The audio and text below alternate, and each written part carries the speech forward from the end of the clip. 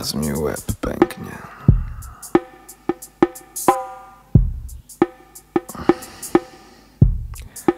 Coś jęczy, syczy, szura w rozpadlinach.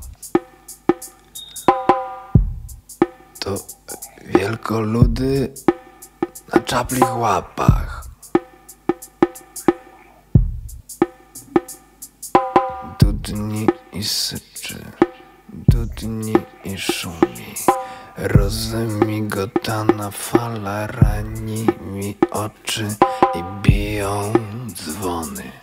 Ciężar jakiś czoło gniecie, łeb mi pęka jak żelazną obręczą ściśnięty.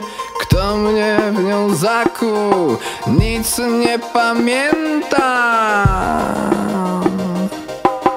Dwa szare orły szybują wysoko, a ja tu grzęznę wśród kamieni.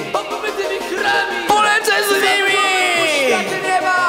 obmytymi chrami, zanurzony w poświacie nieba. Przyjmę chrzest na nowe życie. Będę szczęśliwy.